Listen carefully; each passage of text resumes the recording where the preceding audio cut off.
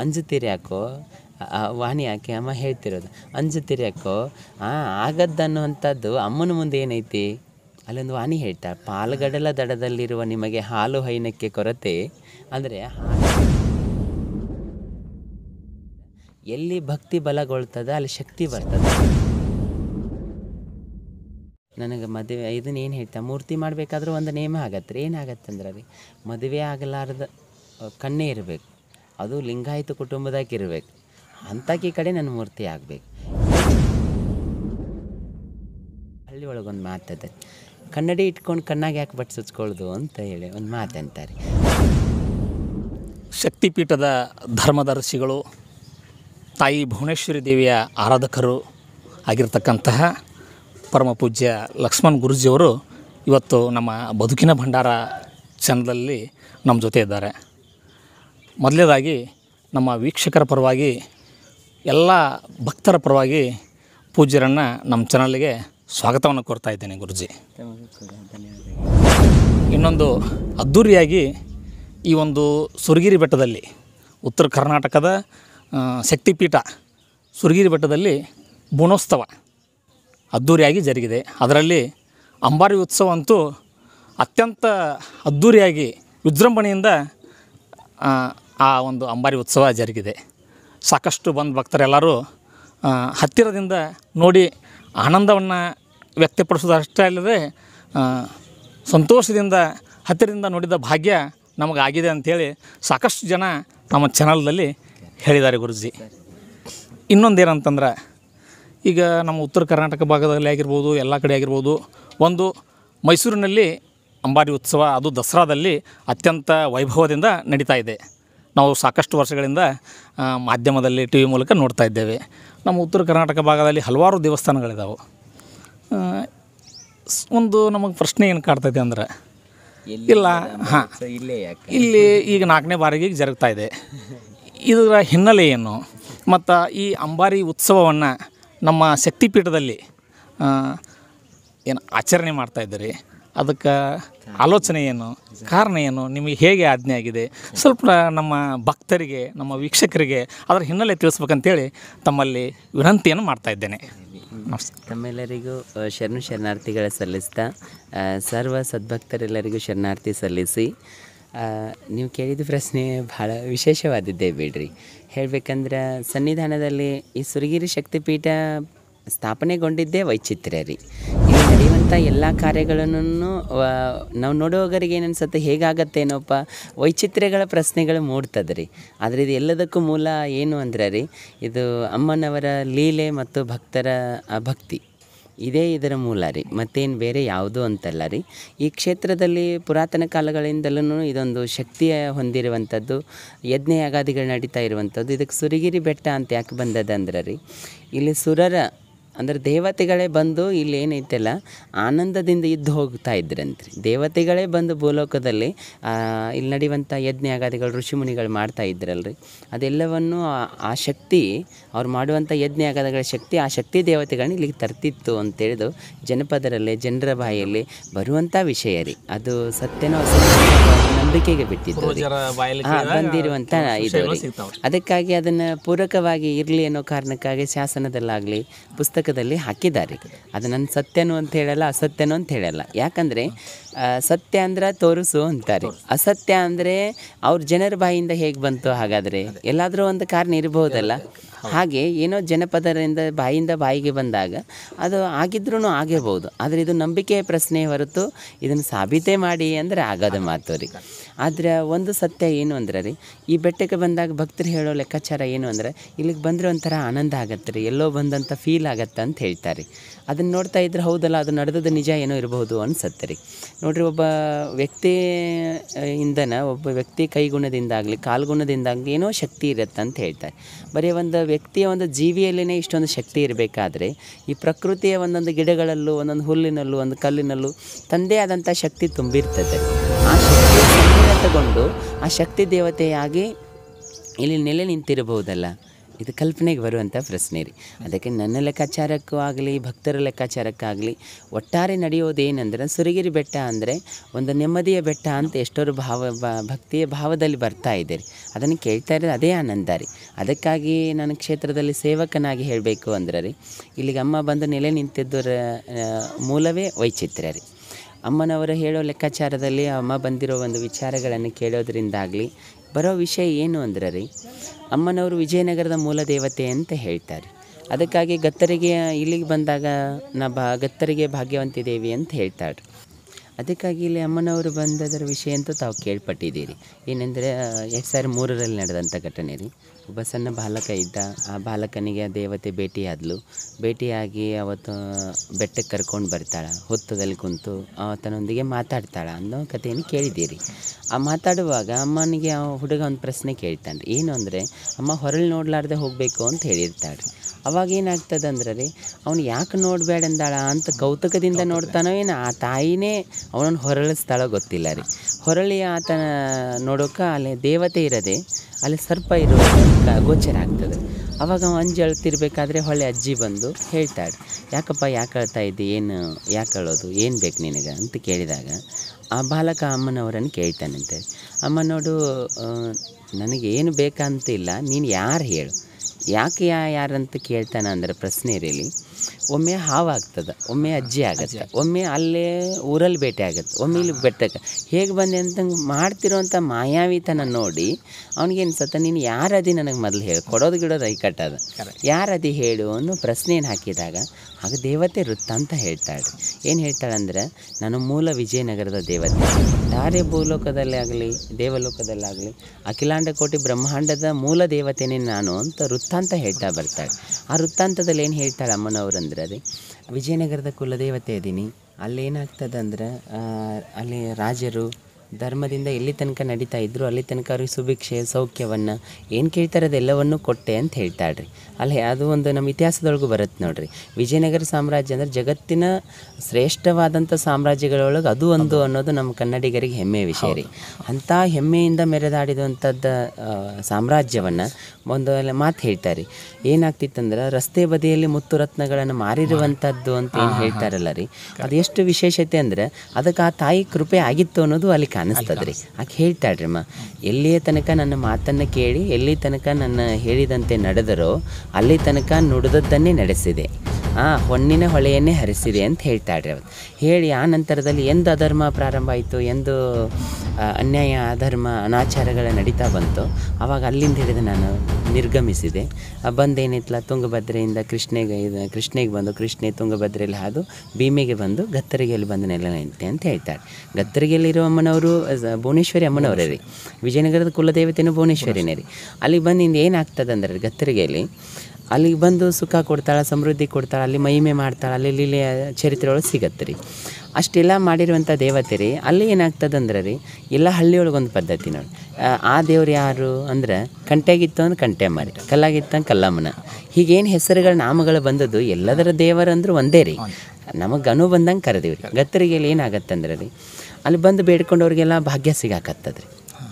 ಆಗೇನಾಗ್ತದೆ, ಯಾವ ದೇವರು ಬಂದ ದೇವರು ಬಂದಮ್ ಹೋಗಿ ಏನಾಗ್ತದೆ ರೀ, ಹಿಕಟೆ ಅಂತ ಬಂದದ್ದು ಭಾಗ್ಯ ಕೊಡುವಂಥ. ಈಗ ಅಂತಿರ್ತಾರೆ ನೋಡಿ, ಯಪ್ಪ ನನ್ನ ಬಂಗಾರ ನೀನು ಏನು ಗುಣವಂತದಿಯಪ್ಪ ಅಂತಾರಲ್ರಿ. ಹಂಗೆ ಅವ್ರಿಗೆ ಆನಂದ ಬಂದ ಜನತೆ ಏನಂತಾರೆ ಅಂದ್ರೆ, ಏನು ಭಾಗ್ಯ ಕೊಡಕ್ಕೆ ಬಂದೇವ, ಏನು ಗುಣವಂತಿಯವ ನೀ, ಏನು ಭಾಗ್ಯದವಂತಿ ಅನ್ನಂತಲೇ ಭಾಗ್ಯವಂತಿ ಭಾಗಮ್ಮ ಅಂತ ಆಗ್ಯದ್ರಿ. ಬಂದುಬಿಡ್ತದೆ ರೀ. ಹಾಗೆ ಬಂದಾಗ ಏನಾಗ್ತದೆ ರೀ, ಆ ತಾಯಿ ಅಲ್ಲಿ ಎಷ್ಟೋ ವರ್ಷಗಳ ಕಾಲ ಸುಖ ಸಮೃದ್ಧಿಯನ್ನು ಕೊಟ್ಟು ಗತ್ತರಿಗೆಯನ್ನು ಶಕ್ತಿಪೀಠವನ್ನು ಮಾಡಿ, ಈ ಶಕ್ತಿಪೀಠಗಳಾದರ ಇತಿಹಾಸನೂ ತಮಗೆ ಗೊತ್ತಿರುವಂತೆ ರೀ. ಏನಾಗತ್ತಂದ್ರೆ ರೀ, ಆಯಾ ಕಾಲದಲ್ಲಿ ಆಯಾ ಭಾಗದಲ್ಲಿ ಆ ಜನತೆಯನ್ನು ಉದ್ಧರಿಸೋದಕ್ಕಾಗಿ ಅದೇ ತಾಯಿನೇ ಮತ್ತು ಅವತಾರ ತಾಳಿ ಬರ್ತಾಳೆ. ಈಗ ನೋಡ್ರಿ, ಮನುಷ್ಯನ ಹುಟ್ಟು ಲೆಕ್ಕದಲ್ಲಿ ಹೇಳ್ತಾರೆ, ಆತ್ಮ ಇರೋದು ಒಂದೇ, ದೇಹವನ್ನಷ್ಟೇ ಬದಲಿ ಮಾಡ್ತದೆ, ಹೆಂಗೆ ಅಂಗಿ ಕಳೆದಂಗಂತೆ. ಹಾಗಾದ್ರೆ ಶಕ್ತಿಪೀಠಗಳು ಹೀಗೆ ಆಗಿರ್ಬೋದೇನೋ ಅನ್ನೋ ಲೆಕ್ಕಾಚಾರ. ಅಲ್ಲಿಂದ ಹಿಡಿದು ಏನಾಗ್ತದೆ ರೀ, ತಾಯಿಗೆ 2003 ಆಚೆ ಈಚೆ ತಮಗೂ ಗೊತ್ತಾಗತ್ತೆ ರೀ, ಮಳೆ ಇಲ್ಲ, ಬರಗಾಲ ಬಿದ್ದು ಒಂದಿಷ್ಟು ಜನತೆ ಭಾಳ ತೊಂದರೆಗೊಳಗಾದಾಗ ರೀ, ಅವಾಗ ಇಲ್ಲಿಗೆ ಅಮ್ಮನವರು ಬರೋಕೆ ನಿಶ್ಚಯ ಮಾಡ್ತಾರಂತ್ರಿ.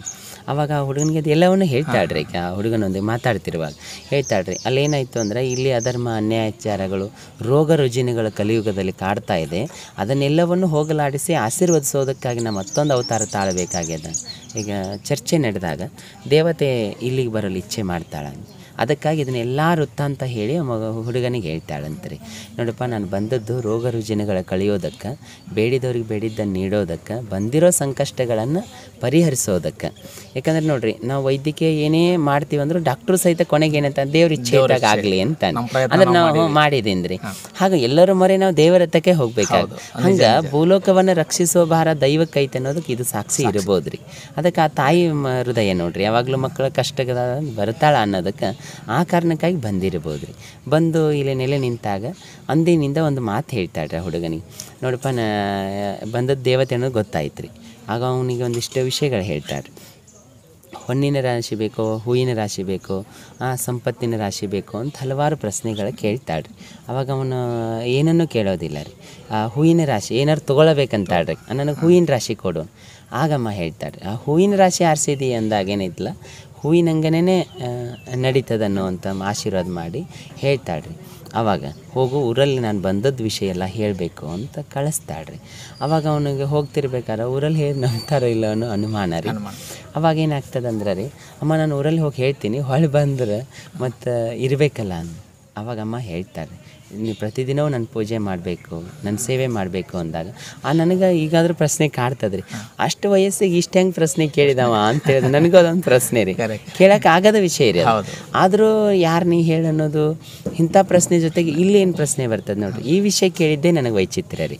ಅಲ್ಲಿ ಅಮ್ಮನವ್ರು ಏನು ಕೇಳ್ತಾರೆ ಅಂದರೆ, ನೀವು ದಿನ ಪೂಜೆ ಮಾಡಬೇಕು ಅಂದಾಗ ಆಯಿತು, ನಾನು ಪೂಜೆ ಮಾಡ್ತೀನಿ, ಆದರೆ ಏನೈತಲ್ಲ ಆ ಪೂಜೆ ಮಾಡೋದ್ರಿಂದಾಗಿ ಅಲ್ಲೊಂದು ಪ್ರಶ್ನೆ ಕೇಳ್ತಾನೆ ನೋಡ್ರಿ. ಆವತ್ತು ಆ ಪ್ರಶ್ನೆಗಾಗಿನೋ ಏನು ಆ ತಾಯಿನ ಹಾಗೆ ಆಡಿಸಿದಳೋ ಗೊತ್ತಿಲ್ಲ ರೀ. ಅವತ್ತು ಹೇಳ್ತಾರೆ, ಅಮ್ಮ ನೋಡು, ಪೂಜೆ ಮಾಡ್ತೀವಿ, ಆದರೆ ಏನೈತಲ್ಲ ನಿನ್ನ ನಂಬಿ ನಿನ್ನ ಕ್ಷೇತ್ರಕ್ಕಾಗಲಿ ಬಂದು ನಿನ್ನಲ್ಲಿ ಬೇಡುವವರಿಗೆ ಬೇಡಿದ್ದನ್ನು ಕೊಡ್ತೀನಿ ಅಂದ್ರೆ ಅಷ್ಟೇ ಸೇವೆ ಮಾಡ್ತೀನಿ ಅಂತ ಹೇಳ್ತಾರೆ. ಅವಾಗ ದೇವತೆಗೆ ವೈಚಿತ್ರ್ಯ ಆಗ್ಬಿಡ್ತದೆ ರೀ. ಅದು ಅನ್ನಂತಲೇ ಅಲ್ಲ, ವಯಸ್ಸು ಚಿಕ್ಕದು, ಇರೋ ವಿಷಯನೂ ತನ್ನದಲ್ಲ, ಇವನ್ನೆಲ್ಲ ತೋರಿಸಿದ್ರು ತಗೋಲ್ಲ, ಇದನ್ನೇ ಹೆಂಗೆ ಕೇಳ್ತಿದ್ದಾನೆ. ಆವಾಗ ಅಮ್ಮನಿಗೇನು ಆಶ್ಚರ್ಯ ರೀ ಅದು. ಅವಾಗ ಹೇಳ್ತಾಳ್ರಿ ಏನಂತ, ಆಯ್ತಪ್ಪ, ನನ್ನಲ್ಲಿ ಯಾರು ಬಂದು ಬೇಡ್ತಾರಲ್ಲ ಅವರಿಗೆಲ್ಲ ಕೊಡ್ತೀನಿ ಅಂತಾಳ್ರಿ. ಅದು ಏನಂತಾನೆ ಮತ್ತೊಂದು ಪ್ರಶ್ನೆ ಹೇಳ್ತಾನೆ, ಸೂರ್ಯ ಚಂದ್ರರಿರೋ ಆ ಕಲ್ಪನೆ ನೋಡ್ರಿ, ಇಲ್ಲಿ ಸೂರ್ಯ ಚಂದ್ರರಿರುವ ತನಕನೂ ನೀನು ಸುರಗಿರಿಯಲ್ಲಿ ಬಂದು ನೆಲೆ ನಿಲ್ಲಬೇಕು, ನಿಂತೇಂತಲ ಯಾರು ನಿನ್ನಲ್ಲಿ ಬಂದು ಏನು ಬೇಡ್ತಾರೆ ಬೇಡಿದ್ದನ್ನು ಕೊಡಬೇಕು ಅಂತ ಹೇಳಿ ಭಾಷೆ ತಗೋತಾನೆ ರೀ. ಅವಾಗ ಅಕ್ಕಿ ಒಂದು ಭಾಷೆ ತಗೋತಾಳೆ, ಆಕೆ ದೇವತೆ ಅಲ್ರಿ, ಆಕೆ ಹಿಡ್ಕೊಳಕ್ಕೆ ಒಂದು ಪ್ರಶ್ನೆ ಕೇಳ್ತಾ ಎಂತ, ಆಯ್ತಪ್ಪ ನೀನು ಕೇಳಿದ್ದೆಲ್ಲವನ್ನು ಕೊಡ್ತೀನಿ, ಆದರೆ ಏನೈತಲ್ಲ ನಿನಗೆ ಎಲ್ಲಿ ತನಕ ಬೇರೆದವ್ರಿಗೆ ಕೇಳ್ತಿ ಅಲ್ಲಿ ತನಕ ನೀ ಕರೆದಾಗ ಬಂದು ಕೇಳಿದ್ದು ಕೊಡ್ತೀನಿ, ಎಂದು ನಿನಗೆ ಕೇಳ್ತೀಯಲ್ಲ ಅಂದು ಕೊಟ್ಟು ಹೋಗ್ತೀನಿ ಅಂತ ಹೇಳ್ತಾಳೆ. ಆಯ್ತಮ್ಮ ಅಂತ ಒಪ್ಪನೆ ಕೊಟ್ಟು, ಅದು ನೋಡ್ರಿ ಮನೇಲಿ ಹಿರಿಯರು ಕೇಳಬೇಕು, ನಾ ದೊಡ್ಡವ್ರನ್ನ ಕೇಳಬೇಕು ಅನ್ನೋ ಒಂಥರ ಕಲ್ಪನೆ ಬರ್ಬೇಕಲ್ಲ, ಮಾತು ಕೊಟ್ಟು ಬಂದುಬಿಡ್ತಾನೆ ರೀ. ಅಮ್ಮನ ಕೊಟ್ಟು ಬಂದುಬಿಡ್ತಾನೆ, ಮನೆಗೆ ಹೋಗ್ತಾನೆ, ಅವ್ರ ಅಕ್ಕ ಇರ್ತಾಳೆ, ಅಲ್ಲೆಲ್ಲ ವಿಷಯ ಹೇಳ್ತಾನೆ, ಎಲ್ಲ ಅವರು ವೈಚಿತ್ರ ಆಗತ್ತೆ, ನಂಬಲ್ರಿ ಇದನ್ನ ಯಾರು ಈಗ ನಂಬಕ್ಕಾಗಲ್ಲ, ನನಗೆ ನಂಬಕ್ಕಾಗೋದಿಲ್ಲ ರೀ, ಹೀಗೆಲ್ಲ ನಡೆದದ ಅಂತ ನನಗೇ ಆಗಲ್ಲ. ಮತ್ತು ಆಗ ಅನ್ನೋದೇನೈತಿ ಹೇಳ್ರಿ, ಅವತ್ತು ಬಂದಳು ದೇವತೆ ಎಲ್ಲ ತನ್ನ ಮಹಿಮೆ ತೋರಿಸಿದಳು. ಅಂದಿನಿಂದ ಇಂದಿನ ತನಕ ಅಂದು ಕೊಟ್ಟು ಮಾತಿನಂತೇನೆ ಪ್ರತಿನಿತ್ಯವೂ ಇಲ್ಲಿ ಏನು ನಿಯಮಗಳನ್ನು ಮಾಡ್ತಿರ್ಬೇಕಾದ್ರೆ ಎಲ್ಲೋ ಆ ತಾಯಿಯನ್ನು ಕೇಳೇ ಮಾಡುವಂಥದ್ದು ನಡೀತದೆ. ಅದನ್ನೇ ಅಂತೇರಿ ಆಕೆ ಹೇಳ್ತಾರೆ, ಒಂದು ಕಲ್ಲು ಹಿಡಿಬೇಕಾದ್ರೂ ಕೇಳೋದೆ. ಈಗ ನೋಡ್ರಿ, ಅವತ್ತು ಬಂದದ್ದು ಕರೆನೋ ಸುಳ್ಳು ಅಂತ ಪ್ರಶ್ನೆ ಉದ್ಭವ ಆಯಿತು ಅಂದ್ರೆ ರೀ, ಬಂದದ್ದು ಕರೆ ಸುಳ್ಳು ಅಂದೀವಂದ್ರೆ ಇವತ್ತಿಂದು ಸುಳ್ಳು ಆಗ್ಬೇಕು ರೀ, ಹೌದಾ? ಬಂದಿದ್ದ ನಿಜ ಆಗೈತೆ ಅಂದಾಗ್ಲೇ ಇದು ಇವತ್ತಿನ ನಿಜ ರೀ. ಇವತ್ತಿನ ನಿಜ ಅಂತೀವಂದ್ರೆ ಅದು ನಿಜಾನ ಆಗಬೇಕಾಗಿದೆ, ಯಾಕೆ ಅಲ್ಲಿಂದನೇ ಲಿಂಕ್ ಅಲ್ರಿ ಇದು. ಹಾಗೇನಿದಲ್ರಿ, ಅವತ್ತು ಬಂದಾಗಿನಿಂದ ಇಂದಿನ ತನಕ ಏನು ನಡೆದ್ರೂ ಅಮ್ಮನ ಇಚ್ಛೆ ಮೇಲೆ ನಡೀತದೆ. ಗುಡಿ ಆಗತ್ತೆ, ದೀಪ ರೂಪದಲ್ಲಿ ಕಾಣ್ತಾಳೆ, ತನ್ನ ಮಹಿಮೆ ತೋರಿಸ್ತಾ ಬರ್ತಾಳೆ. ಬಂದಿರೋರಿಗೆ ಬೇಡಿದ್ದು ಕೊಡ್ತಾ ಹೋಗಂತಲೇ ಭಕ್ತ ಸಂಖ್ಯೆ ಹೆಚ್ಚಾಗ್ತದೆ ರೀ. ಬಂದವ್ರಿಗೆ ಅನುಕೂಲ ಆಗಲಿ ಅನ್ನೋ ಕಾರಣಕ್ಕಾಗಿ ಎಲ್ಲ ಕಾರ್ಯಗಳು ನಡೀತು ರೀ.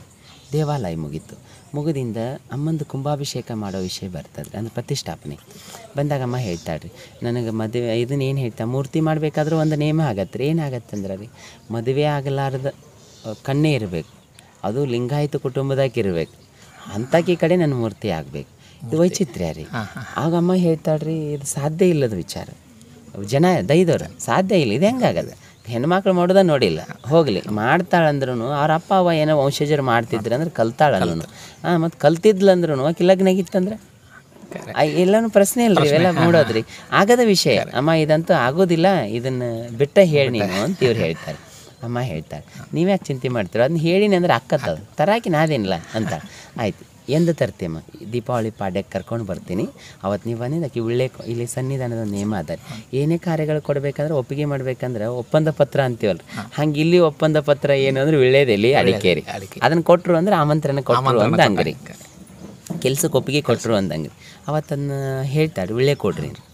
ದೀಪಾವಳಿ ಪಾಡ್ಯಕ್ಕೆ ತಾನೇ ಕರ್ಕೊಂಡು ಬರ್ತಾಳ್ರಿ. ಬದಾಮಿ ಭಾರತಿ ಸರಗನಾಚಾರ್ಯ ಅಂಥೇಳಿ ಲಿಂಗಾಯತ್ ಕುಟುಂಬದವ್ರು, ಅವ್ರ ವಂಶಜರು ಯಾರೂ ಮಾಡಿಲ್ರಿ, ಆಕೆ ಕಲ್ತಿದ್ದಾಳೆ. ಆಕೆಗೆ ಏನು ಪ್ರೇರಣೆನೂ ಗೊತ್ತಿಲ್ಲ. ಆಕೆನ ಕರೆಸಿ ಮೂರ್ತಿ ಮಾಡಿಸಿ ಎಲ್ಲ ಆಗತ್ತೆ, ಕುಂಭಾಭಿಷೇಕ ಆಗತ್ತೆ.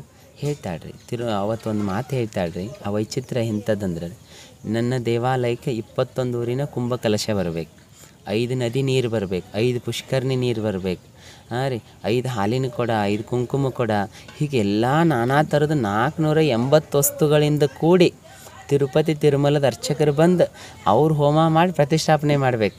ನನ್ನ ಗುಡಿಗೆ ಗೊಡಚೀರನ ಗುಡಿಯಿಂದ ಕಳಸ ಬರಬೇಕು. ಎಲ್ಲ ನಡೆದಂಥ ವಿಷಯಗಳನ್ನೆಲ್ಲವನ್ನೂ ಹೇಳಿಬಿಡ್ತಾಳ್ರಿ. ಇದು ನಮ್ಮ ಭಾಗದಲ್ಲಿ ಎಂದೂ ಕೇಳಿಲ್ಲ, ನೋಡಿಲ್ಲ, ಹಿರಿಯರೆಲ್ಲ ದಂಗಾಗಿ ಇದಾಗದ ಮಾತಮ್ಮ. ನಾವು ಭಾಳ ಅನ್ನ ಸಾರ ಮಾಡಿ ಸಿರಾ ಮಾಡಿ ತಂದು ಕೊಡಿಸೋರು ಅಂತ ಹೇಳ್ತಾರೆ. ಹಿಂಗಾಗೋದದು ಹಂಗಾಗತ್ತೆ ಅಂತ ಹೇಳ್ತಾರೆ.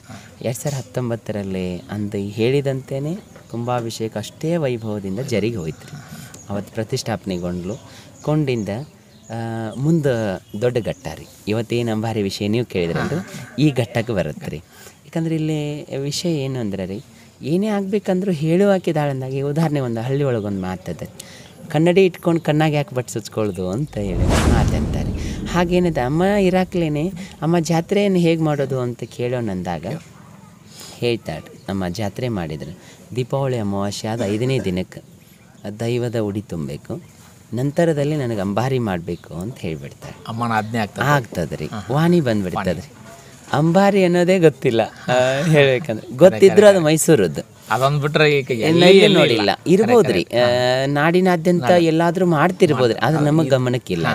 ಒಮ್ಮೊಮ್ಮೆ ಇದು ಉತ್ಸವ ಮಾಡ್ತಾರೆ ನೋಡ್ರಿ, ವಿಶ್ವ ಸಾಹಿತ್ಯ ಸಮ್ಮೇಳನ ಮಾಡಲಿ, ನಾಡದೇವಿಯ ಉತ್ಸವಗಳು ಮಾಡ್ತಿದ್ರಂದ್ರೆ ಸಾಹಿತ್ಯ ಸಮ್ಮೇಳನಗಳು ಮಾಡುವಾಗ ಭುವನೇಶ್ವರಿ ಅಮ್ಮನನ್ನು ಮೆರವಣಿಗೆ ಮಾಡೋದನ್ನು ಭಾರತದಲ್ಲಿಂದ ನೋಡ್ತಾ ಇದ್ವಿ. ಆದರೆ ಅಂಬಾರಿ ಅನ್ನುವಂಥ ಉತ್ಸವ ಮೈಸೂರಿಗೆ ಮೀಸಲಾದನ್ನು ಬಿಟ್ಟರೆ ಅದು ವಿಶ್ವವಿಖ್ಯಾತಿ ರೀ. ಅದನ್ನು ಬಿಟ್ಟರೆ ಎಲ್ಲಿ ಕೇಳಿಲ್ಲ. ಅದನ್ನು ಇಲ್ಲಿ ಮಾಡುವಂದಾಗ ನೋಡ್ರಿ, ನಮ್ಮದು ಪ್ರಾರಂಭದ ದೇವಾಲಯ, ವ್ಯವಸ್ಥೆ ಇಲ್ಲ, ಮತ್ತು ರಸ್ತೆಗಳಿಲ್ಲ, ಮತ್ತು ಅದನ್ನು ಮಾಡಬೇಕಂದ್ರೆ ತಂದೆ ಆದ ನಿಯಮಗಳು ವ್ಯವಸ್ಥೆಗಳು ಇವೆಲ್ಲ ನೋಡ್ತಾ ಇದ್ರೆ ವೈಚಿತ್ರ್ಯ ಗುಡ್ಡಗಳ ಮಧ್ಯದಾಗ ರೀ. ಮತ್ತು ಆಗಲ್ಲ. ಮತ್ತು ಅದಕ್ಕೇನು ದೇವಾಲಯಕ್ಕೆ ದೊಡ್ಡದಾದ ಆದಾಯ ಇತ್ತಪ್ಪ ಏನಾರು ಮ್ಯಾನೇಜ್ ಮಾಡ್ತೀವಿ ಅಂದ್ರೆ ಅದು ಇಲ್ಲ ರೀ. ಮತ್ತು ಏನಂದ್ರೆ ರೀ, ಅವತ್ತೊಂದು ಪ್ರಶ್ನೆ ಬಂತು ರೀ, ಅದು ಏನಂದ್ರೆ, ಅಮ್ಮ ಮೈಸೂರಿನ ಅಂಬಾರಿ ಉತ್ಸವವನ್ನು ಮಾಡಬೇಕಾದ್ರೆ ಸರ್ಕಾರ 2-3 ತಿಂಗಳು ಒದ್ದಾಡಿ ಹೋಗೈತಿ, ಅಂಥವ್ರು ಮಾಡಬೇಕಾದ್ರೇನೇ ಇಷ್ಟು ಘನ ಸಾಹಸ ಐತೆ ಅಂದಾಗ ಇಲ್ಲಿ ಅದು ಅಂಬಾರಿ ಅಂದ್ರೆ ಯಾಕೋ ನಾವು ಅನುಮಾನ ಪಟ್ಟಿದ್ದೀವಿ ರೀ. ಅವತ್ತಮ್ಮ ಹೇಳ್ತಾಳೆ, ಅವತ್ತು ಹೇಳಿದ ವೃತ್ತಾಂತವೇ ಏನು ಅಂದ್ರೆ ರೀ, ಆ ವಿಷಯ ಭಾಳ ಮುಖ್ಯವಾದದ್ದು ರೀ. ಅದನ್ನು ನನಗೆ ಈಗಲಾದ್ರೂ ಅದಕ್ಕೆ ಮುಂದೆ ಬಂದಂಗೆ ಆಗತ್ತೆ ರೀ. ತಾಯಿ ದೈವದವರನ್ನೆಲ್ಲ ಕೂಡಿಸಿದಾಳ್ರಿ, ಕೂಡಿಸಿ ಬಂದು ಹೇಳ್ತಿದ್ದಾಳ್ರಿ. ಅದೇನು ವಿಷಯ ಹೇಳ್ತಾಳಂದ್ರೆ, ಅವತ್ತಿನ ದಿನ ಅಮ್ಮ ಕೊಟ್ಟು ಒಂದು ವಾಣಿ ಏನು ಅಂದ್ರೆ, ಅಂಜುತ್ತೀರಿ ಯಾಕೋ ವಾಣಿ ಯಾಕೆ ಅಮ್ಮ ಹೇಳ್ತಿರೋದು, ಅಂಜುತ್ತೀರಿ ಯಾಕೋ ಆಗದ್ದನ್ನುವಂಥದ್ದು ಅಮ್ಮನ ಮುಂದೆ ಏನೈತಿ, ಅಲ್ಲೊಂದು ವಾಣಿ ಹೇಳ್ತಾಳೆ, ಪಾಲುಗಡಲ ದಡದಲ್ಲಿರುವ ನಿಮಗೆ ಹಾಲು ಹೈನಕ್ಕೆ ಕೊರತೆ ಅಂದರೆ ಹಾಲಿನ ಹೊಳಿನ ಹರ್ಷಿನಿ, ಅದ್ರ ಮಗ್ಲ ಇರೋರಿಗೆ ನಮಗೆ ಹಾಲಿಲ್ಲ. ಈಗ ಉದಾಹರಣೆಗೆ ನೋಡಿರಿ, ಒಂದು ಹೊಳಿ ಹರಿತಿತ್ತಂದ್ರೆ ಹೊಳಿ ದಂಡ್ಯಾಗ ಕೂತ್ಕೊಂಡು ನಾನು ನೀರೆಡ್ ಸಿಗೈತೆ ಅಂದ್ರೆ ಸಾಧ್ಯ ಐತಿಲ್ಲ, ಕುಡಿಬೇಕಲ್ಲ. ಹಂಗೆ ಅಮ್ಮ ಏನು ಹೇಳ್ತಾಳೆ ಅಂದ್ರೆ, ಎಲ್ಲವನ್ನೂ ನಡೆಸಾಕಿ ನಾ ಅದೇನಂದಾಗ ನೀವ್ಯಾಕೆ ಚಿಂತೆ ಮಾಡ್ತೀರ ಅನ್ನುವಂಥ ವಾಣಿ ಕೊಟ್ಟೋಡ್ರಿ.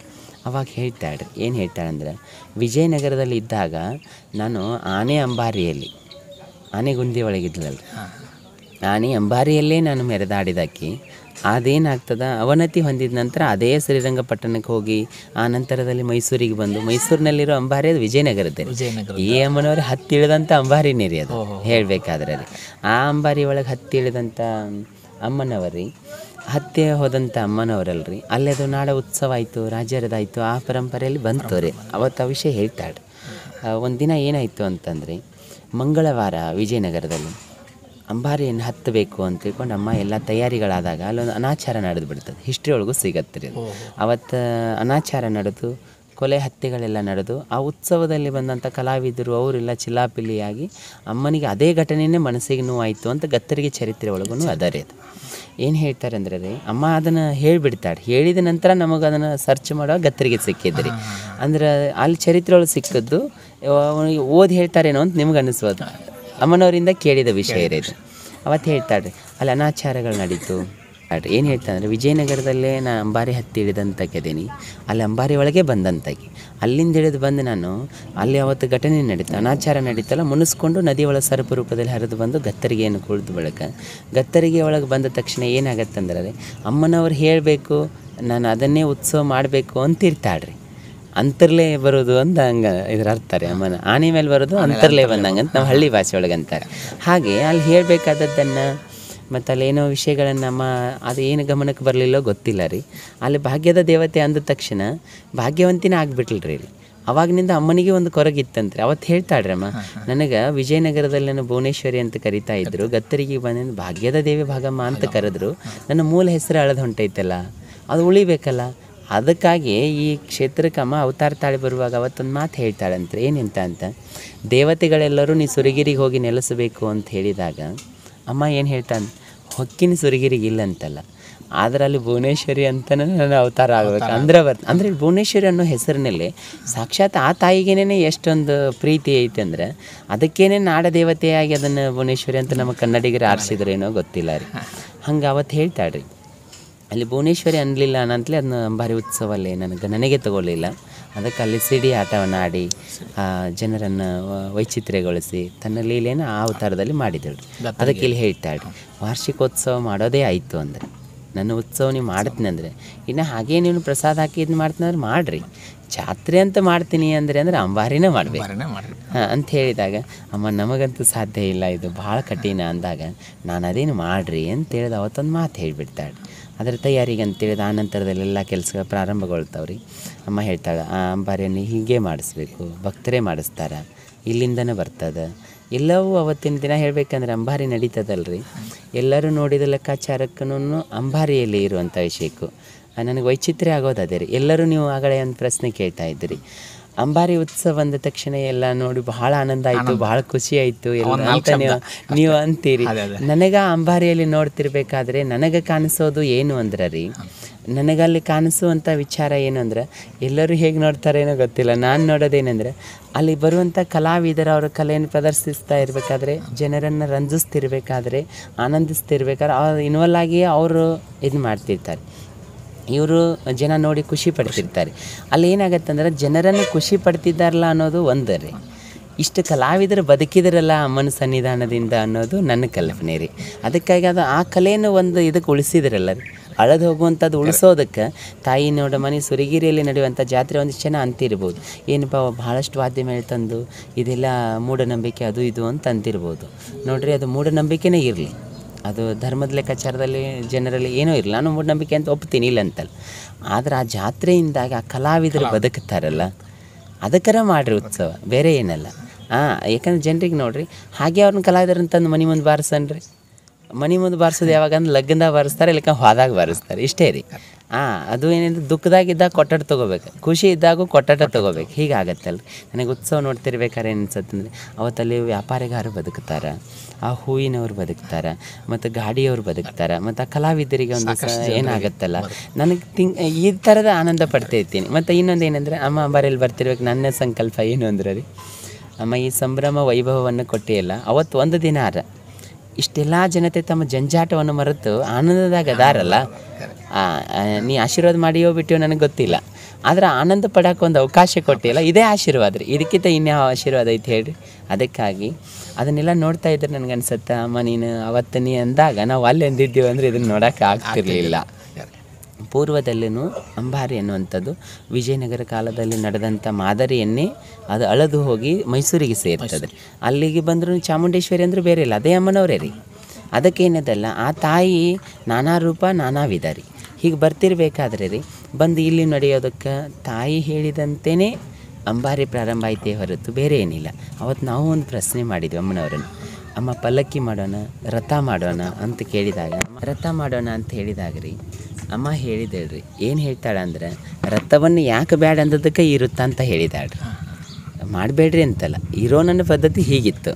ಆ ಹಳೇದನ್ನು ಅಳಿದು ಹೋಗಲಾರ್ದಂಗೆ ಉಳಿಬೇಕಂದ್ರೆ ಏನೈತಲ್ಲ ಉಳ್ಸಾಕ್ತಾ ಇರಬೇಕು. ಸುರಗಿರಿಯಲ್ಲಿ ನೋಡ್ರಿ, ನನಗೆ ಅಂಬಾರಿ ಅಂದ ತಕ್ಷಣ ನೆನಪಾಗೋದೇನೆಂದರೆ, ಒಂದು ಮನೆ ಸೀರೆ ಬರುತ್ತೆ. ಅವತ್ತು ಅಂಬಾರ್ಯಾಗ ಹೋಗ್ಬೇಕಾದ್ರೆ ಅಮ್ಮ ಗುಡಿಸೋ ಸೀರೆ ಬರೋದು ಒಬ್ಬರು ಮನೆಯದು. ಹಾರ ಹಾಕೋ ಮನೆ ತನಕ ಬರೋದು ಒಂದೇ ಹಾರ, ಅವರು ಒಂದೇ ತರೋದು ರೀ. ವಾದ್ಯ ಮೇಳದೊಂದಿಗೆ ತೊಗೊಂಡು ಬಂದು ಆ ಮನೆಗೆ ಅರ್ಪಿಸ್ತಿರ್ತಾರೆ. ನೋಡ್ಬೇಕು ರೀ, ಅವತ್ತು ಎಲ್ಲರೂ ಬರ್ತಿರ್ತಾರೆ, ಅವ್ರನ್ನ ಕರಿಯಾಕೆ ಹೋಗ್ಬೇಕು ದೇವಸ್ಥಾನದಾಗ. ಆ ಪದ್ಧತಿ ಹೆಂಗಂದರೆ ರೀ, ಅವರು ಆ ಸೀರೆ ತೊಗೊಂಡು ಬಂದು ಕುಂತಿರ್ತಾರೆ. ಇವ್ರು ದೇವಸ್ಥಾನ ಛತ್ರ ಚಾಮರ ದಿವಟಿಗೆ ತೊಗೊಂಡು, ಧರ್ಮದಂಡ ತೊಗೊಂಡು, ಕ್ಷೇತ್ರ ಧರ್ಮದಂಡ ಧರ್ಮಕತ್ತಿ ತೊಗೊಂಡು ಎಲ್ಲ ದೇವಸ್ಥಾನದ ಧರ್ಮಪೀಠವೇ ಹೋದ ಹಂಗೆ ರೀ. ಹೋಗಿ ಅವರನ್ನು ಸಕ್ಕರೆ ನೀರು ಕೊಡ್ತಾರೆ, ಸಿಹಿ ಹಾಕಿ ಎಲೆ ಅಡಿಕೆ ಕೊಟ್ಟು ಅವ್ರನ್ನ ಆಮಂತ್ರಣ ಮಾಡ್ಕೊಂಡು ಬರ್ತಾರೆ. ಈ ಪದ್ಧತಿ ನೋಡ್ತಾ ಇದ್ರೆ ಅನ್ಸತ್ತೆ ರೀ, ಬಂದಿರೋರಿಗೆ ಗೌರವನೂ ಸನ್ನಿಧಾನದಿಂದ ಎಷ್ಟು ವ್ಯವಸ್ಥಿತವಾಗಿ ಕೊಡಿಸ್ತಾಳಲ್ಲ ಅಮ್ಮ ಅನ್ನೋವಂಥದ್ದು. ಮತ್ತು ಒಬ್ಬರ ಮನೆಯಿಂದ ಬಾಸಿಂಗ್ ಬರುತ್ತೆ ರೀ, ಒಬ್ಬರು ಎಲ್ಲವೂ ಬಂದತ್ತಂತ ತಿಳ್ಕೊಡ್ರಿ. ಆ ಉತ್ಸವಕ್ಕೆ ಬೇಕಾಗಿರೋದು ಎಲ್ಲೋ ಒಂದೊಂದು ಮನೆಯದೇ ಬರ್ತದೆ ರೀ. ಒಂದು ಸಣ್ಣ ವಿಷಯ ಹೇಳ್ಬೇಕಂದ್ರೆ, ಅಮ್ಮ ಅಂಬಾರಿ ಒಳಗೆ ಹೋಗ್ಬೇಕಾದ್ರೆ ಹಚ್ಚೋ ಕುಂಕುಮ ಒಂದು ಏನಿರ್ತದೆ ಅಂದ್ರೆ ರೀ, ಹಚ್ಚುವಂಥ ಕುಂಕುಮ ಭಾಳ ಆದರೆ ₹1 ₹2 ಕೊಟ್ಟರು ಸಿಗತ್ತೆ ರೀ. ಅದನ್ನು ಸನ್ನಿಧಾನದ ಹಚ್ಬೋದಾಗಿತ್ತು. ಇಲ್ಲ, ಒಂದು ಊರಿನ ವಸ್ತಾರಿ ಅಂತ ಊರದ ರೀ, ಗುಲ್ಬರ್ಗ ಜಿಲ್ಲೆಯಲ್ಲಿ ಆ ಕಡೆ ರೀ. ಆ ಊರಿನ ದೈವದವರು ಕನಕದ ಆರತಿ ಮಾಡಿಕೊಂಡು, ಮುತ್ತೈದರ ಆರತಿ ತೊಗೊಂಡು, ಅರಿಶಿನ ಕುಂಕುಮವನ್ನು ಬುಟ್ಟಿಯೊಳಗೆ ಇಟ್ಕೊಂಡು ವಾದ್ಯ ಮೆರವಣಿಗೆ ಮಾಡ್ಕೊಂಡು ತಂದು ಅಮ್ಮನ ಮುಂದೆ ಇಡೋದ್ರಿ. ಅಮ್ಮ ಅಂಬಾರಿ ಒಳಗೆ ಎಲ್ಲ ರೆಡಿಯಾಗಿದ್ದಾಳೆ ಅಂದಾಗ್ರಿ. ಆ ಕುಂಕುಮ ಹಚ್ಚಬೇಕು, ಆ ಅರಿಶಿನವನ್ನು ಹಚ್ಚಿದ ನಂತರನೇ ಅಮ್ಮ ಅಂಬಾರಿಗೆ ಹೋಗಬೇಕು. ಇದನ್ನು ನೋಡ್ತಾ ಇದ್ರೆ ನನಗೆ ಅನ್ಸತ್ತೆ ರೀ, ತಾಯಿ ಮಕ್ಕಳ ಸಂಬಂಧ, ಆ ವೈಭವ, ಇದನ್ನು ನೋಡ್ತಾ ಇದ್ರೇ ಒಂಥರ ಆನಂದ ರೀ. ಅದಕ್ಕಾಗಿ ಆನಂದದ ಇನ್ನೊಂದು ರೂಪವೇ ಸುರಗಿರಿಯ ಜಾತ್ರೆ ರೀ. ಇಲ್ಲಿ ಹೇಳಬೇಕಾದ್ರೆ ಯಾವುದನ್ನು ಬೇರೆ ಕಡೆದು ಕಾಪಿ ಮಾಡಿ ಮಾಡ್ತಾರೇನೋ, ಮೈಸೂರದ್ದು ನೋಡಿ ಮಾಡ್ತಾರೇನೋ ಇಲ್ಲ ರೀ. ನಾವು ಸನ್ನಿಧಾನದಲ್ಲಿ ಮಾಡ್ತಿರೋದೇನು ಅಂದರೆ, ತಾಯಿ ಹೇಳಿದಂತೆ ಮಾಡ್ತೀವಿ ಹೊರತು ಇನ್ನೊಂದನ್ನು ನೋಡಿ ಮಾಡೋದಂತಿಲ್ಲ. ಒಬ್ಬರು ಹೇಳ್ತಾರೆ, ಏನು ರೀ ಮತ್ತು ಈ ಸಾರಿ ಭಾರಿ ಮಾಡೋಣ ಅಂತ. ಅಮ್ಮ ಹೇಳ್ತಾಳೆ, ನೀವು ಭಾರಿ ಮಾಡ್ತಂದ್ರೆ ನಾನು ಬೇರೆನೇ ಮಾಡ್ತೀನಿ ಅಂತ ಅಮ್ಮ ಹೇಳ್ತಾಳೆ. ಇಲ್ಲಿ ಏನೂ ಇಲ್ಲ ರೀ. ಇಲ್ಲೇನೆಂದ್ರೆ ಭಕ್ತಿಯಿಂದ ನಾವು ಜಾತ್ರೆಯನ್ನು ಅಮ್ಮನ ಜಾತ್ರೆ ಅಂತ ಕರೆಯೋದೇ ಇಲ್ಲ ರೀ. ಇದು ಉತ್ಸವ ಆಗಲಿ ಅನ್ನೋದೇ ನಮ್ಮ ಬಯಕೆ ರೀ. ಅದು ಉತ್ಸವ ಒಂದು ವ್ಯವಸ್ಥಿತ ಆಗಬೇಕು ಮತ್ತು ಬಂದವ್ರಿಗೆ ತೊಂದರೆ ಆಗಬಾರ್ದು. ನೋಡಲಿ, ಆನಂದ ಪಡೋಕ್ಕೂ ಅಮ್ಮ ಕೊಟ್ಟಿರೋ ಉತ್ಸವದ ಆನಂದ ಪಡಲಿ, ಆದರೆ ಬಂದವ್ರಿಗೆ ತೊಂದರೆ ಆಗಬಾರ್ದು ಅನ್ನೋದಕ್ಕೆ ನಮ್ಮ ಆದ್ಯತೆ ಏನು ಅಂದರೆ ಪ್ರಸಾದ ಕಡೆಗೆ. ಜಾತ್ರೆ, ಸುರಗಿರಿ ಜಾತ್ರೆ ಅಂದರೆ ಪ್ರಸಾದಕ್ಕೆ ಆದ್ಯತೆ ಇರಬೇಕನ್ನೋರು. ಅದಕ್ಕೆ ಬೆಳಗ್ಗೆ ಮೆನು ಸಹಿತ ಮೊದಲೇ ಬಿಡ್ತಾ ಇರೋದ್ರಿ. ಮತ್ತು ಇನ್ನೊಂದು ಏನು ಅಂದರೆ ರೀ, ಬಂದಿರೋಂಥ ಭಕ್ತರಿಗೆಲ್ಲರಿಗೂ ಜಾತ್ರೆಯ ಉತ್ಸವ ಯಾಕಾಗಲಿ ಅಂದ್ರೆ ರೀ, ಬಂದವರೆಲ್ಲರೂ ಉತ್ಸಾಹ ಆಗಬೇಕು. ಕಲಾವಿದರು ಉತ್ಸಾಹ ಆಗಬೇಕು, ನೋಡೋರು ಉತ್ಸಾಹ ಆಗಬೇಕು. ಈ ಎರಡೂ ಉತ್ಸಾಹ ಕೂಡಿ ಅದು ಉತ್ಸವ ಆಗಬೇಕು. ಇದನ್ನ ಎಲ್ಲವನ್ನು ನೋಡಿ ಅಮ್ಮ ಆನಂದ ಪಡಬೇಕು. ನೋಡಿರಿ, ದೇವತೆಗೆ ಇದು ಯಾವುದೂ ಬೇಕಾಗಿಲ್ಲ. ಕೊಟ್ಟಿರೋ ಸೌಭಾಗ್ಯ ಏನು ಅಂದರೆ, ನಾನು ಅಂತೀನಲ್ರಿ, ಈ ಭಾಗದ ಜನತೆಯ ಸೌಭಾಗ್ಯದ ಅವ್ರ ಭಕ್ತಿಯ ಫಲ ಗಟ್ಟಿ ಆದದ್ದಕ್ಕನೇ ಈ ಬೆಟ್ಟಕ್ಕೆ ತಾಯಿ ಬಂದಾಳ್ರಿ. ಯಾರ ಹುಡುಗನಿಂದನೂ ಬಂದಿಲ್ಲ, ದೇವತೆಗಳಿಂದನೂ ಇಲ್ಲಿಗೆ ಬಂದಿಲ್ಲ ರೀ. ಬಂದದ್ರ ಮೂಲ ಕಾರಣ ಏನು ಅಂದರೆ, ಎಲ್ಲಿ ಭಕ್ತಿ ಬಲಗೊಳ್ತದ ಅಲ್ಲಿ ಶಕ್ತಿ ಬರ್ತದಂತ್ರಿ. ಹಾಗೆಯೇ ಇಲ್ಲಿ ಪ್ರಕೃತಿ ಮಾತೆನೇ ಮೂಲ ಶಕ್ತಿ ದೇವತೆನೇ ಆ ಭಕ್ತರನ್ನು ಉದ್ಧರಿಸೋದಕ್ಕಾಗಿಯೇ ಅವ್ರ ಭಕ್ತಿ ಜಾಗೃತ ಆಗ್ಯದ್ರಿ. ಅದಕ್ಕೆ ಅಮ್ಮ ಬಂದಿದ್ದಾಳ್ರಿ. ಅದಕ್ಕೆ ಹೀಗೆ ನಡೆಯುವಂಥ ಉತ್ಸವದಲ್ಲಿ, ಈಗ ನಡೆಯುವಂಥ ಕಾರ್ಯದಲ್ಲಿ ನಮಗೆ ಒಂದು ಸಂಕಲ್ಪ ಇಟ್ಕೊಳ್ತೀವಿ ರೀ. ಹೋದ ವರ್ಷ ಧರ್ಮದ ಜೋಳಿಗೆಗೆ ನಿಮ್ಮ ವ್ಯಸನಗಳನ್ನು ಹಾಕ್ರಿ. ಯಾಕಂದ್ರೆ ವ್ಯಸನ ಇನ್ಯಾವುದಾಗಾರ ಬಿಡಲಿ, ನಮ್ಮ ಜನ ಅಂಜೋದು ಎಡಕ್ಕೆ ರೀ. ದೇವ್ರಿಗೆ ಅಂಜಬೇಕು, ಇಲ್ಲ ದೇವಿಗೆ ಅಂಜಬೇಕು. ಇದನ್ನು ಬಿಟ್ಟು ಯಾರಿಗೆ ಅಂಜೋದಿಲ್ಲ ಅವರು. ಅದಕ್ಕೇನೈತಲ್ಲ, ಧರ್ಮದ ಲೆಕ್ಕಾಚಾರದಲ್ಲಿ ಏನನ್ನ ಜನತೆಗೆ ಉಳಿಸ್ಬೇಕಾಗಿದ್ದು ಯಾವ್ದು ಅವಶ್ಯ ಐತಿ ಅದನ್ನು ಈ ಮೂಲಕನೇ ಅವರಿಗೆ ಹೇಳ್ತಾರಲ್ರಿ. ಏನು ಗಾಳಿ ಬಿಟ್ಟಾಗ ತೂರಿಕೊಳ್ಳಿರಿ ಅಂತೇಳಿ, ಹಂಗೆ ಅದು ಎದೆದಕ್ಕೋ ಬಳಸ್ಬೋದು ರೀ. ಇಲ್ಲಿ ನಾವು ಅದನ್ನು ಏನಂತೀವಿ ಅಂದರೆ, ಅಮ್ಮ ಅಂತ ಭಕ್ತಿಯಿಂದ ಬಂದಿರ್ತಾರೆ, ಉತ್ಸವದಲ್ಲಿ ಉತ್ಸಾಹದಾಗಿರ್ತಾರೆ. ಆವಾಗ ಏನೈತಲ್ಲ, ಅವ್ರ ವ್ಯಸನಗಳನ್ನಾಗಲಿ ಅವರಲ್ಲಿರೋ ಕೆಟ್ಟ ವಿಚಾರಗಳನ್ನಾಗಲಿ ಎದ್ರ ಮೂಲಕ ಕತ್ತರಿಸೋ ಕೆಲಸ ರೀ, ಬೇರೆ ಏನಲ್ಲ ರೀ. ಮತ್ತು ಇಷ್ಟು ದೊಡ್ಡ ಉತ್ಸವ ಆಗ್ತದಂದ್ರೆ ಒಂದೇ ತತ್ವ ರೀ.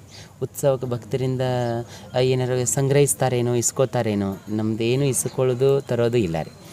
ನೀವು ಭಕ್ತರು ಭಕ್ತಿಯಿಂದ ತಂದು ಕಾಳು ಹಾಕಿದ್ರಿ, ಅಕ್ಕಿ ಹಾಕಿದ್ರಿ, ಅನ್ನ ಮಾಡೋದು, ಅವತ್ತು ಹಿಟ್ಟು ಹಾಕಿದ್ರಿ, ಅಂಬಲಿ ಮಾಡೋದು, ಏನೂ ಬಂದಿಲ್ಲ, ಅಮ್ಮನ ತೀರ್ಥ ಕೊಟ್ಟಾದ್ರೂ ಕಳಿಸೋದು ರೀ. ಹೀಗೆ ಮಾಡಬೇಕು ಅಂತ ಯಾವುದೂ ಪ್ಲ್ಯಾನ್ ಇಲ್ಲ ರೀ. ಆಕೇನು ಪ್ರೇರಣೆ ಕೊಡ್ತಾಳೆ ಅದನ್ನು ತಿಳ್ಕೊಂಡು ಭಕ್ತರೇನು ಸಹಕಾರ ಕೊಡ್ತಾರೆ, ಅದರಿಂದಾಗಿಯೇ ಈ ಬೆಟ್ಟದ ಜಾತ್ರೆ ರೀ.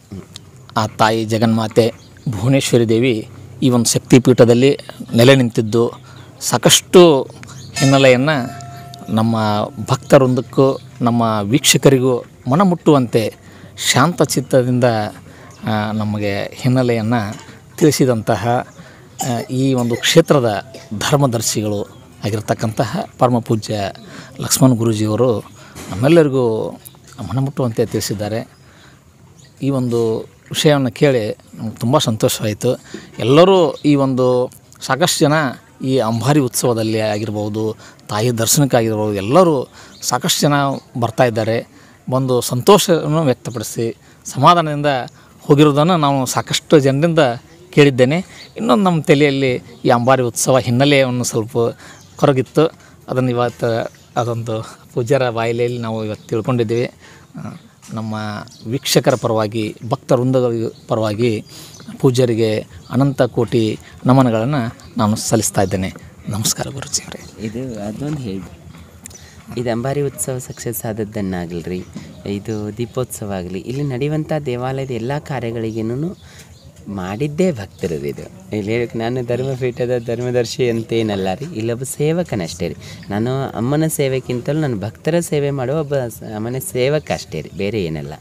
ನೋಡಿರಿ, ಅಡುಗೆ ಬಂದಿರಲ್ರಿ, ಬಂದಂಥವ್ರಿಗೆ ಎಲ್ಲರಿಗೂ ಪ್ರಸಾದ ಮಾಡೋ ತನಕನೂ ಒಲೆ ಜಳ ಬಡಿಸ್ಕೊಂಡು ಎಲ್ಲ ಜನತೆಯನ್ನು ಉಣಿಸಿ ಕಳಿಸಿರುವಂಥ ಆ ಕೈಗಳಾಗಲಿ, ಆ ಪೊಲೀಸ್ ಸಿಬ್ಬಂದಿಗಳಾಗಲಿ, ಎಲ್ಲರೂ ಬೆಳಕನೇ ರಾತ್ರಿ ಇದ್ದಾರಂದ್ರೆ ಬೆಳಕು ಕೊಟ್ಟಾರಂದ್ರೆ KV ಅವರಾಗಲ್ರಿ.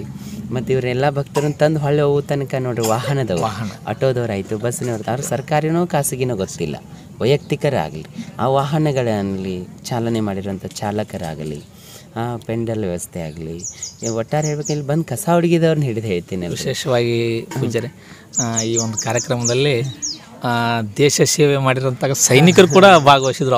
ಅವ್ರದ್ದು ಒಂದು ಇದು ಅದು ನನಗೆ ಎಷ್ಟು ಸಂತೋಷ ಅಂದ್ರೆ ರೀ, ಎಲ್ಲರೂ ಜಾತ್ರೆ ಅಂದ ತಕ್ಷಣ ದೇವಿ ಹೆಸರು ಹಾಕಿ ಬೇನರ್ ಮಾಡೋದು, ಮಹಾದ್ವಾರಗಳು ಮಾಡೋದು ಮಾಡ್ತಾ ಇರಬೇಕಾ ಚರ್ಚೆ ಬಂತ್ರಿ. ಅದು ಹಿರಿಯರೆಲ್ಲ ಕೂಡಿದ್ರು, ಮಹಾದ್ವಾರಗಳು ಮಾಡ್ಬೇಕ್ರಿ ಹಿಂಗೆ ಬರುವವರಿಗೆ ಸ್ವಾಗತಕ್ಕೆ ಕಮಾನುಗಳನ್ನು. ನಾನು ಹೇಳಿದೆ, ಮಾಡದೇ ಇರೋದು ಒಳ್ಳೆಯದು, ಮಾಡತ್ತೀನಿ ಅಂದರೆ ಐತಲ್ಲ, ಯಾರಿಗೇನೂ ಅದು ಒಂದಕ್ಕೆ ಸೀಮಿತ ಆಗಬಾರ್ದು, ಧರ್ಮಕ್ಕೆ ಆಗಬಾರ್ದು. ಇದು ಧರ್ಮಪೀಠ ಅನ್ನಿಸ್ಕೊಳ್ಳೋಕ್ಕಿಂತಲೂ ಇದೊಂದು ಸೇವಾಪೀಠ ಅಂತ ನಾನು ಭಾವಿಸಿರೋದು ರೀ. ಅದಕ್ಕಾಗಿ ನೋಡಿರಿ, ಅಲ್ಲಿ ಇರುವಂಥ ಮಹಾದ್ವಾರಗಳು 2 ರೀ. ನೀವು ಕಟ್ಟಬೇಕಾದ್ರೆ ಶೂಟ್ ಮಾಡ್ಕೊಳ್ರಿ. ಎಲ್ಲರೂ ನೋಡಿರಿ, ಜಾತ್ರೆ ಮಾಡ್ಯಾರ, ಓಡಾಡ್ಯಾರ, ಎಲ್ಲ ಮಾಡ್ಯಾರ. ಅಂದರೆ ಎಲ್ಲ ಮಾಡ್ಬೇಕಂದ್ರೆ ಮೂಲ ಬೇಕಾಗಿರೋದು ಎನರ್ಜಿ, ಶಕ್ತಿ ರೀ. ಶಕ್ತಿ ತರೋದೇ ಯಾವ್ದು ರೀ? ದವಸ ಧಾನ್ಯಗಳು. ದವಸ ಧಾನ್ಯಗಳು ತರಬೇಕಾದದ್ದೇಲ್ರಿ, ಭೂತಾಯಿ ಕೊಡೋದು. ಹೌದ್ರಿ, ಭೂತಾಯಿ ಒಳಗೆ ಐತದ, ಹೊರಗೆ ತೆಗೆಯುವಂಥದ್ದನ್ನು ಅದು ನೋಡಿರಿ, ಬೀಜವನ್ನು ಬಿತ್ತಿ ತನ್ನ ಬೆವರಿನ ನೀರನ್ನು ಹರಿಸಿ ತಾ ಬಿಸಿಲಲ್ಲಿ ಬೆಂದು ನಮ್ಮನ್ನೆಲ್ಲ ಕೊಡಿಸಿ ಮಾಡಿರೋಂಥ ಜಗತ್ತಿಗೆ ಅನ್ನ ಹಾಕಿರೋ ಅನ್ನದಾತರ ಮೂಲ ರೀ. ಅಮ್ಮನಕ್ಕಿಂತಲೂ ಮೂಲ ನಾನು ಅವ್ರಿಗೆ ಹೇಳೋದ್ರಿ. ಆ ರೈತನಿಗೆ ಮೊದಲು ಸ್ಮರಿಸಬೇಕು, ರೈತನಿಗೆ ಘನತೆ ಗೌರವಗಳು ಸಿಗ್ಲೇನು. ಉತ್ಸವದಲ್ಲಿ ಹಾಕಿದ್ರೆ ರೈತರ ಮಹಾದ್ವಾರ ಹಾಕಿರಿ. ಒಂದು ಇನ್ನೊಂದು ಏನು ಅಂದರೆ, ಹಾಕಿದರೆ ನೋಡ್ರಿ, ನಾವು ಅನ್ನವನ್ನು ಬೆಳೆದು ಕೊಟ್ಟಾನ ರೈತ, ಕೂತ್ಕೊಂಡು ಸುಭಿಕ್ಷೆಯಿಂದ ಉಣ್ಬೇಕಾಗಿತ್ತು ಅಂದ್ರೆ ನಾವು ಶಾಂತಲೆ ಮನ್ಯಾಗ ಕೂತು ಉಣ್ಬೇಕಂದ್ರೆ ವೈರಿಗಳ ಕಾಟಿರಬಾರ್ದು. ಬಾರ್ಡ್ರ್ ಒಳಗೆ ನೋಡ್ರಿ, ತಮ್ಮ ಮನೆ ಬಂಧು ಬಳಗವನ್ನು ಎಲ್ಲವನ್ನೂ ಬಿಟ್ಟು ಸೈನಿಕರಾಗಿ ನೋಡಿ, ದೇಶಕ್ಕಾಗಿ ಎಲ್ಲ ನಮ್ಮೆಲ್ಲರ ಸಲುವಾಗಿರಿ, ದೇಶಕ್ಕಾಗಿ ನಮಗೆಲ್ಲಾಗಿ ಹಿಂಗೆ ಸೇವೆ ಮಾಡಿರುವಂಥ ಅಂಥ ಸೈನಿಕರು ಅವ್ರು ಇರಲಿಲ್ಲ ಅಂದ್ರೆ ನಾವು ಉಣ್ಣಕ್ಕಾಗಂಗಿಲ್ಲ. ನೆಮ್ಮದಿಯಿಂದ ಉಣ್ಣಬೇಕಾಗಿತ್ತು ಅಂದ್ರೆ ಅವ್ರು ಬೇಕು ರೀ, ದೇಶ ನೆಮ್ಮದಿ ಉಳಿಬೇಕಂದ್ರೆ ಅವ್ರು ಬೇಕು. ಅದಕ್ಕೆ ಅವ್ರನ್ನ ಸ್ಮರಿಸೋದಕ್ಕೆ ಅವರು ಮಹಾದ್ವಾರ ಹಾಕ್ತಾನಂದ್ರೆ ಮಹಾದ್ವಾರ ರೆಡಿ ಮಾಡಿರಿ, ಇಲ್ಲಿಕ್ಕೆ ಬೇಡ ಅಂತ ಹೇಳಿದ್ದಾರೆ. ದೈದವರು ಇಂಥ ವಿಚಾರ ಒಳ್ಳೆಯದಾಯಿತು ಅಂದರೆ ಅದಕ್ಕೆ ಅವರು ಕಳೆದ ವರ್ಷನೇ ಆಗಲಿ ಅಂಬಾರಿ ಉತ್ಸವದಲ್ಲಿ ವ್ಯವಸ್ಥೆಗೆ ಆಗಲಿ ಮಾಜಿ ಸೈನಿಕರು ಅಂತ ಏನಿದಾರಲ್ರಿ, ಅವರು ಮಾಡಿರೋ ಸಹಕಾರ ಸಹಾಯ ಸಾಮಾನ್ಯ ಇಲ್ಲ ಅವ್ರ ಬಗ್ಗೆ ಹೇಳ್ತಾ ಇದ್ರೆ ಮತ್ತೆ ಎಲ್ಲಿ ಕಡಿಮೆ ಅನ್ಸತ್ತೇನೋ ಅನ್ನೋ ಭಯ ರೀ ನನಗೆ. ಎಷ್ಟು ಕಾಳಜಿ ತೊಳ್ತಾರೆ ಆ ಕ್ಷೇತ್ರದ ಬಗ್ಗೆ ನೋಡ್ರಿ. ಅವರು ಇಲ್ಲಿ ಭಕ್ತರಾಯ್ತು ಎಲ್ಲರೂ ರೀ, ನನಗೆ ಯಾಕೆ ಗೌರವ ಕೊಡ್ತಾರೋ ಗೊತ್ತಿಲ್ಲ, ಅವ್ರ ತಕ್ಕಂತೆ ನಾನೇ ಇಲ್ಲ ರೀ. ಅವ್ರು ಮಾಡೋ ಸೇವೆ ಮುಂದೆ ನಮ್ಮದು ಏನೂ ಅಲ್ಲ ರೀ ಹೇಳಬೇಕಾದ್ರೆ ರೀ.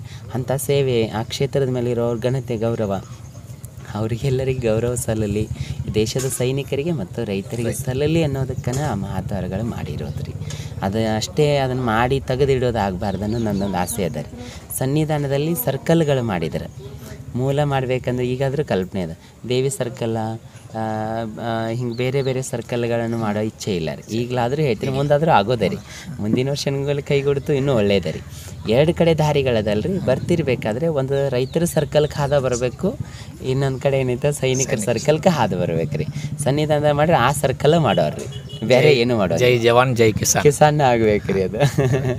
ಅದಕ್ಕೆ ಈ ಜಾತ್ರೆ ಯಶಸ್ಸುಗೊಳ್ಳೋದಕ್ಕೆ ರೀ ಮಾಧ್ಯಮದವರಾಯಿತು, ಪತ್ರಕರ್ತರಾಯಿತು, ಒಂದೇ ವಿಭಾಗ ಅಂತಲ್ಲ ರೀ, ಇರುವಂಥ ಎಲ್ಲೆಲ್ಲಿ ಏನು ಬೇಕಾಗ್ತದಲ್ಲ ರೀ ಎಲ್ಲ ವಿಭಾಗದ ಎಲ್ಲ ಕೈಗಳು ರೀ ಪ್ರತ್ಯಕ್ಷವಾಗಿ ಪರೋಕ್ಷವಾಗಿ ಎಷ್ಟು ನೀಟಾಗಿ ಆಗೈತಿ ಅಂತಾರಲ್ಲ ರೀ ಕಾರಣ ಅಂದರೆ ಎಲ್ಲ ಕೈಗಳ ರೀ ಆ ಎಲ್ಲ ಕೈಗಳಿಗೂ ಕ್ಷೇತ್ರದ ಪರವಾಗಿ ಧರ್ಮಪೀಠದ ಪರವಾಗಿ ವೈಯಕ್ತಿಕವಾಗಿಯೂ ಆ ಕೈಗಳಿಗೆ ಈ ಕೈ ಮುಗದೇನೆ ನಾವು ಧನ್ಯವಾದಗಳು ಹೇಳಬೇಕು ರೀ ಧನ್ಯವಾದಗಳು. ಧನ್ಯವಾದಗಳು.